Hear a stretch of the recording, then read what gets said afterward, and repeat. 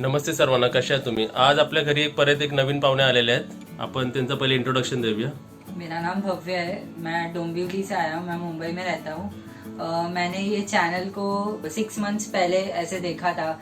Means मैं scroll down करते जा रहा था और मुझे कुछ इनोवेटिव रेसिपीज देखने मिले। तब से मैंने स्टार्ट किया कि मैं देखता जाऊँ, मैंने वीडियोस देखा और फाइनली आज मुझे चांस मिला कि मैं यहाँ आके कुछ कुक करूँ। सबसे पहला मेरा क्वेश्चन है कि अभी कौन से स्टैंडर्ड में हो? मैंने अब जस्ट अभी 10th क्रॉस किया, अभी मैं 11th स्टैंडर्ड में हूँ। 10th हो गया? हाँ, कितना परसेंटेज है? 93 पर्सेंटेज विचारा मी त्याला. किती आहे? 93%. 93. शाबाश, मस्त. अभी और एक क्वेश्चन, कुकिंग फील्ड में कितने टाइम से हो? मीन्स मैं 3 इयर्स से कुकिंग कर रहा हूँ, मीन्स बेकिंग कर रहा हूँ, प्लस और दूसरे क्यूजिन्स बना रहा हूँ। ऐसे पहले तो घर पे ही बनाता था, फिर आगे थोड़ा थोड़ा सीखता गया और फाइनली अभी मैं कंप्लीट हो गया कि मैं अच्छे से कर पा रहा हूँ। अभी जानबूझ के मैंने इंट्रो ज्यादा बड़ा क्यों दिया, बिकॉज अभी आने वाले वीडियोस में उनको समझेगा कि ये लड़का कुछ अच्छा बना के दिखाएगा, और है ना, बिकॉज योर एक्सपीरियंस ना इतने कम उम्र में भी, है ना, तो बेकिंग का और सारा नॉलेज तो बहुत अच्छे से होगा। हाँ, तो फर्स्ट रेसिपी कौन सा बनाएंगे हम लोग आज? फर्स्ट हम लोग थोड़ा सा क्रीमी रहेगा, थोड़ा सा इनोवेटिव रहेगा। लोग बनाते ले हैं लेकिन आज हम लोग नया कुछ ट्राई करेंगे। So let's we start. नमस्ते. मी आहे भव्य, तुम्ही इस लोक कसे आहोत? आज मी टेंडर कोकोनट आईस्क्रीम बनवणार आहे. चल त्याचा इंग्रेडियंट्स पाहूया. हे मी घेतलं आहे 1 cup fresh cream, half cup condensed milk, half cup coconut water, 1/4 cup coconut cream that is मलाई, 1/4 cup of desiccated coconut and pinch of salt. तो ये हमारे इंग्रेडिएंट्स है ना. अभी ये है फ्रेश क्रीम. आपल्याला जी अमूल क्रीम डब्बा मिळतो फॉर एन एग्जांपल, तो हमने ये क्रीम यूज किया है ना, फ्रेश क्रीम. और सेकंड जो कंडेंस मिल्क है तो ये यूज किया हमने, राइट. अभी थर्ड नारियल पानी. नारियल पानी मतलब हमने कौन सा पानी यूज किया? जो बड़ा वाला ना, बड़ा वाला जो हमारा लाइक 50, 60, 40 में जो मिलता होगा बड़ा वाला. आपण नेहमी नारळ पाणी पितो ना, हाँ, त्याचं वो. ते पाणी, ते त्याचं पाणी यूज केलं. आपलं नॉर्मल मीठ, मीठ, हे आपला खोबऱ्याचा भुरा आहे, खोबऱ्याचा बुरा. है ना. आणि हीच आपल्या मोठ्या नारळाची जी मलाई असते, पातळ मलाई, पतला मलाई आपण जे म्हणतो, हा, ती. ते यूज केलेली आहे. हा. म्हणजे इन्ग्रेडियंट जरा क्लिअर झाले अजून. सर्वात आधी आपण मिक्सर घेऊया हम्म. आणि त्यात आपल्याला टाकायचं आहे हे 1/4 कप जे आपण मलाई घेतलेली होती ते मलाई टाकली. आणि आता हाफ कप आपण कोकोनटचं वॉटर टाकूया यात. म्हणजे आपला जो नारळ पाणी आहे त्याचीच मलाई आणि त्याचंच पाणी. हा, तोच पाणी. आता हा पिंच ऑफ सॉल्ट टाकूया. सॉल्ट टाकल्याने काय होणार की आपली जे आईस्क्रीम असणार ना त्यामध्ये क्रिस्टल्स नाही पडणार. अभी 2 इंच टाकले. हा, आता एक क्वेश्चन आहे तुला.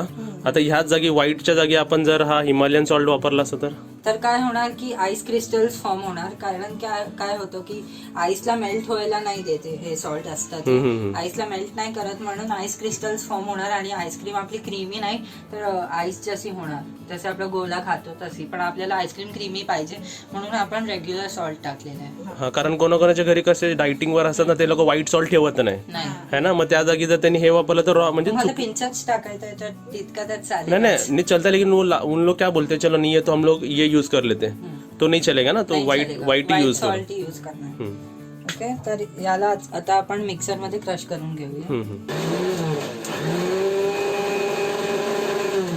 स्लोली मिक्स करायचं, नाही तर ते मलाई असणार ना ते काही कडल होऊन जाणार.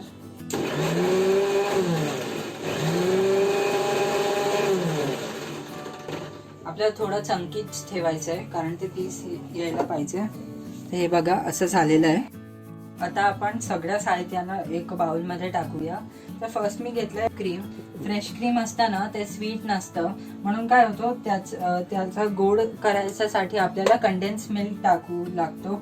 नाहीतर तुम्ही शुगर पण टाकू शकता, पण शुगरने काय होणार ते आपली आईस क्रिस्टल्स फॉर्म होऊ शकतात कधी कधी आणि कधी कधी नाही होत.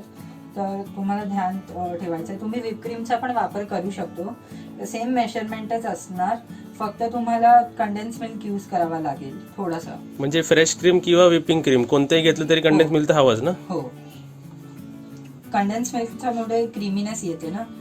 आता हे आपण 1 कप फ्रेश क्रीम टाकलेली आहे. आता आपण याला थोडंसं विस्क करून घेऊया.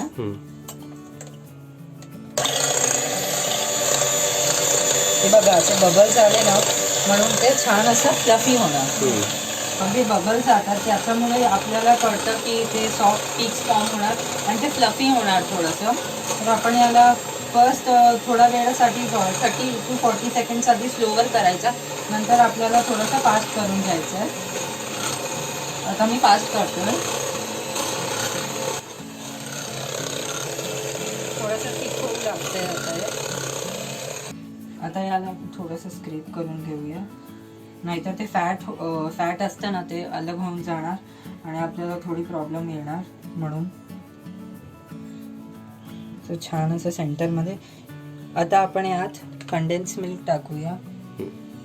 हाफ कप ना. हाफ कप कंडेन्स मिल्क घेतलेलं आहे मी.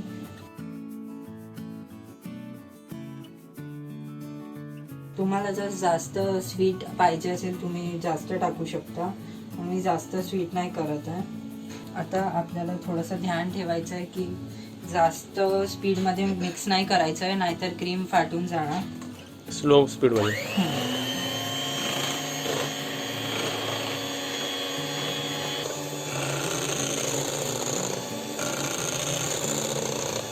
ॲटलिस्ट तुम्ही लोक 1 वर अथवा 2 वर करू शकतात. 3 या 4 वर जायचं नाही आहे. आणि हे किती मिनटं करायचं आपल्याला? 1 ते 2 मिनिट करायचं आहे. छान असं मिक्स होऊ पाहिजे ना म्हणून. आता आपल्याला बरोबर इकडे 2 मिनिटं झालेली आहे. तर आता आपल्याला काय करायचं आहे, मग पकडते. आता आपल्याला काय करायचं आहे, हे टाकायचं आहे आपल्याला डिकेटेड कोकोनट. डेसिकेटेड नारळाचा बुरा आहे तो, पाव कप. याला व्हिप नाही करायचं आहे आपल्याला, फर्स्ट असं चालून घ्यायचं, नाही तर एवढं काय उडणार. हे बघू शकता तुम्ही, थोडंसं क्रीमी झालंय आणि व्हॉल्यूम पण वाढलेलं आहे. याला छान असं आपण मिक्स करून घेऊया. जरा फुगलं ना ते, थोडंसं फ्लफी होऊन जात आहे.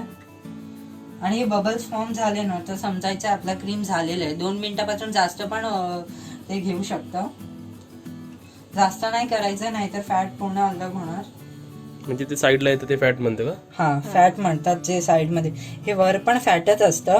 दूध मध्ये आपण आणतो ते फॅट असतं ना, दूधच्या वर पण असे बबल्स सारखं होतं. उकाळल्यानंतर ते मलाई येते वर. हा, तर हे झालेलं आहे माझं मिक्स करून. आता आपण काय करूया, यात आपण टाकूया आपलं जे कोकोनटचं आपण पल्प बनवून घेतलेलं होतं ते. मलाई आणि पाणीचं स्लोली टाकायचंय. ही जरा वेगळीच आईस्क्रीम आहे ना मम्मी? छान आहे पण या आईस्क्रीम बद्दल काय काय इन्फॉर्मेशन आहे तुझ्याकडे? हे आईस्क्रीम मध्ये एक साऊथचा टेस्ट भेटतो आपल्याला. साऊथ मध्ये लोक हे आईस्क्रीम खूप खातात, कारण ते थोडं दूध मिल्क मधून बनवतात. पण आपल्याला ही आईस्क्रीम थोडी इनोव्हेटिव्ह असते, कारण यात आपल्याला डिफरंट टेस्ट भेटतो. आपण रेग्युलर व्हॅनिला आईस्क्रीम खातो, आपण यात सेम इन्ग्रेडियंटने फक्त हे कोकोनटचा पल्प आणि डेसिकेटेड नाही टाकला ना आणि व्हॅनिला एसेन्स टाकलं तर आपली व्हॅनिला आईस्क्रीम रेडी होते. तसंच व्हॅनिला आईस्क्रीम. पण हे काही इनोव्हेटिव्ह असतं, आपल्याला साऊथचा एक्सपिरियन्स करायला पण भेटतं आणि हे खूप लोकांना आवडते पण.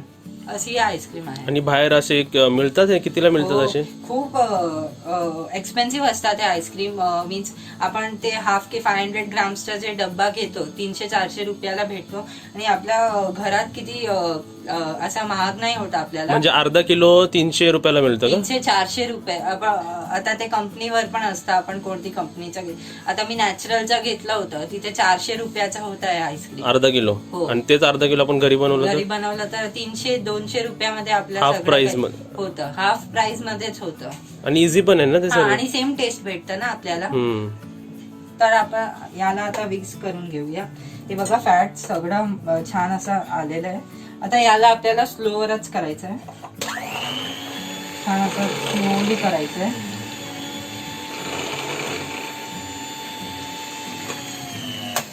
बस जस्ट 10 सेकंडच करायचंय, जास्त नाही करायचं. 10 सेकंडच आपण केलेलं आहे ते. ती मी मलाई घेतलेली. आपला आईस्क्रीमचा बेस तर रेडी झालाय, पण आता आपण आईस्क्रीम सेट करतो तर जेव्हा आपण खातो तेव्हा एक बाईट येतो मलाईचा, म्हणून मी आता हे मलाई टाकणार आहे.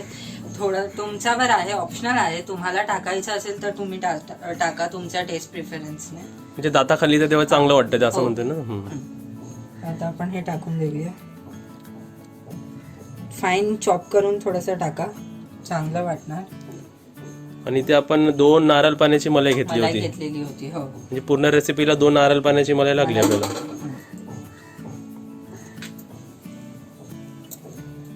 हे बघा, हे चांगले असे पीसेस दिसतात ना, खायच्या वेळी ते अजून चांगले वाटणार. तर आता आपण आईस्क्रीमला ह्या अशा डब्यांमध्ये आपण टाकून देऊया. कधी पण अशा डब्यांमध्ये टाकायचं, नाहीतर आईस क्रिस्टल्स फॉर्म होण्याचे चान्सेस असतात. कधी पण पूर्ण डब्बा नाही भरायचं, थोडीशी आपल्याला गॅप ठेवायची असते. हे बघा, अशा डब्यामध्ये टाकतोय, थोडीशी मी गॅप ठेवणार. थोडी गॅप बस. थोडं म्हणजे वरसर भरायचं ना, थोडं जागा ठेवायची थोडी वरतून. जागा ठेवायची. आता ही मी फॉईल पेपर घेतलाय. आता कधी कधी असतं की आईस क्रिस्टल्स फॉर्म होऊ शकतात, म्हणून आपल्याला काय करायचं, रिस्क नाही घ्यायचंय. असं फॉईल पेपर असतात, हे असं डब्याचा वर असं लावून घ्यायचं, छान असा वर असं लावून घेतलं. नंतर जे आपलं हा असतो लावून घ्यायचं, असं लावायचं, असं छान त्याला टाईट असा पॅक करून घ्यायचं. आणि या आईस्क्रीमला आपल्याला डीप फ्रीझरमध्ये सेट करायचं असतं 5 ते 6 तासासाठी. ओके, आता असं सर्व भरून घेतोय ना. आता समजा आपल्याकडे डब्बे नसतील तर आपण असा यूज करू शकतो ना. बाउल मध्ये करू शकतात, पण ध्यान ते काचचे बाउल नाही, नाहीतर ते फ्रीझर मध्ये थोडस असं होतं की काच कधी तुटू शकतो फ्रीझर मध्ये. म्हणजे असे आपले घ्यायचे, असेवाले घ्यायचे, हो. काचीचे नाही घ्यायचे. असे सिरामिकची घेऊ शकता तुम्ही, नाहीतर प्लास्टिकचे पण घेऊ शकता, पण प्लास्टिक कमीच यूज करायचं. असं तर अप्रॉक्स म्हणूया तर आपली हाफ के जी मतलब 500 ग्राम्स अशी आईस्क्रीम झालेली आहे आपली.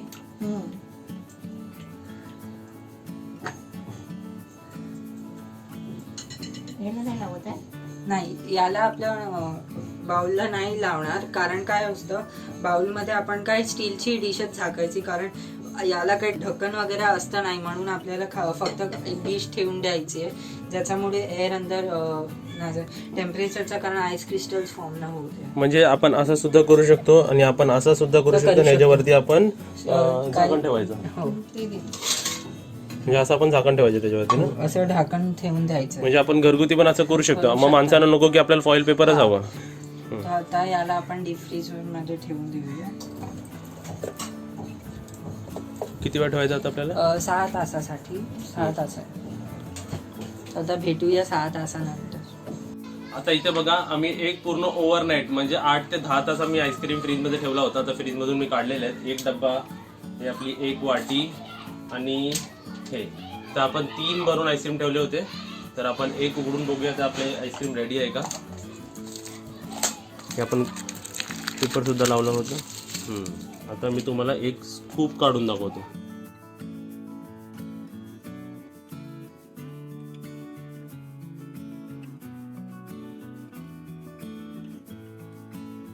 इथे बघा आपलं स्कूप एकदम बघा दिसतंय, एकदम व्यवस्थित आलेलं आहे. आता अरे वा, आपला स्कूप रोल होतोय. स्कूप, अजून एक स्कूप घेऊया का? ह्या डब्यातला घेऊया एक स्कूप. आता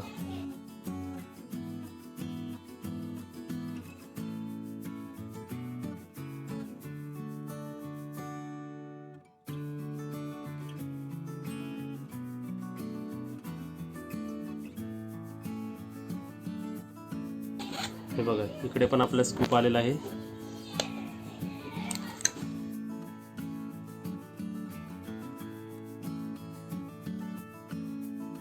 आता इथे बघा आपली आईस्क्रीम एकदम रेडी आहे. आता इकडे आपण चॉकलेट टाकलेलं, इकडे स्ट्रॉबेरी टाकलंय, पण मी तुम्हाला एक साधा टेस्ट करून दाखवते की त्याची चव कशी लागते. हे आपलं साधं वेगळं ठेवलेलं आहे मी, ती खातो मी पहिला. कोकोनट, टेंडर कोकोनटची चव, आपल्या ते पातळ मलाईची चव असते ना, सेम टू सेम तशीच, आणि एक आईस्क्रीम फॉर्म मध्ये लागली. आईस्क्रीम जर तुम्हाला खायला दिली ना, तुम्ही सहजपणे ओळखाल की ह्याच्यात काहीतरी नारळाची चव येते. म्हणजे आपण कोकोनट खातो ना, नारळ पाणीचं पाणी किंवा नारळ, त्याची चव येते एकदम. आता इथे बघा, मी आपली रेसिपी टेस्ट केली, म्हणजे आईस्क्रीम टेस्ट केली. आता ते विरघळते ना, जसं जसं ते पुढे विरघळत जाते ना, तशी तशी त्याची ना चव एकदम भारी वाटते. बघा काय आईस्क्रीम वाटते. आणि बघा आता जेव्हा मी हे बाईट घेतोय ना, मम्मी आपण मलाई कशी खातो? आता मी पण खाऊन बघितले ना, खूप भारी लागते एकदम. ते मलाई आपण पतले मलाई खातो ना नारळ पाण्याची, तशी मध्ये मध्ये चव येते आणि ती त्या आईस्क्रीमला अजून एक एनहान्स करते. कधी पण आपण आईस्क्रीम खातो पण आईस्क्रीम मध्ये पण आपल्याला फ्लेवर हवे असतात आणि फ्लेवर मध्ये पण कोणाची तरी वेगळ्या प्रकारची आईस्क्रीम हवी असते. काही लाईक मँगो आईस्क्रीम हवी, कधी स्ट्रॉबेरी हवी. तर हे आपल्याला असं एक बोलतात ना नारळच्या मलईची टेंडर कोकोनट आईस्क्रीम झालेली आणि ती एकदम छान म्हणजे चव देते आपल्याला. तर ही रेसिपी तुम्ही नक्कीच बनवा आणि रेसिपी एकदम म्हणजे एकदम छान आहे.